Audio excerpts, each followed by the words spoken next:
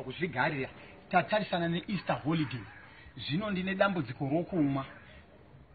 Ndoda kunamata holiday yakanaka kune zvidhakwa kuti timwerese tisatombomwa zvachose nokuti tinokonzeresa matambudziko.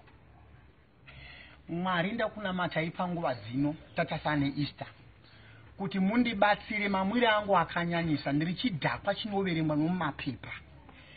Hanza yamudodai kumwa iyoyi 760 liters ndotomwa kireti ndatove naniko zvino pakireti of 12 bottles ndakumwa hangu 10 ndichisiya 2 handizofanana mamapenzi vaakumwa 12 over 12.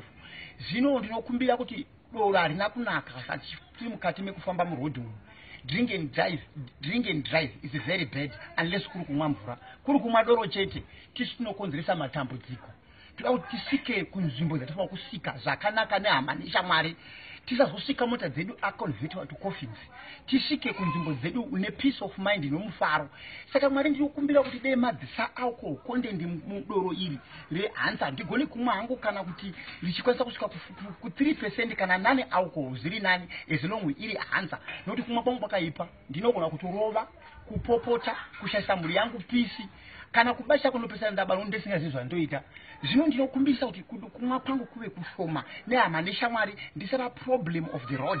Nokuti dambudziko rinozokonzerwa neni ndichikukonza ruzhinji kugutira shure kwangu nevanhu mberi kwedu. Toda kusvika muEaster zvakanaka tichienda kuzvikoro tichidzokera kumabasa zvese zvakanaka tisangana nehama. Ndonamata kwamuri Mwari kuti doro iri risanyanya kundidhaka kana zvichita zvaro ngatioshaikwa zvachose asi hwangwa hwangu hunoita kuti ndikonzere kuti ndiwo kuda kuridazve. Saka ndokumbira kuzvikondrora ndagadzira Easter iyi. Mwari mhinduro yenyu inokurumidza zokunzi inononoka handeuisani nazvo. Ndonamata kwamuri Ishe wangu in Jesus name. In Jesus name. Amen. Aisha. Ko yazoita iri kokokora. Kureva kuti handichatomwi doro ndangoti ite ako konde ndiri pasi. Aiwa. Anyway ngatifambei zvakanaka. Kana ukatomwa kokokora haidhaki zvinenge zvakatorongeka. Upenyu hwavanhu mberi upenyu ndio hunokosha. Baba vaTenscen's hapana zvaungatiita ende hapana.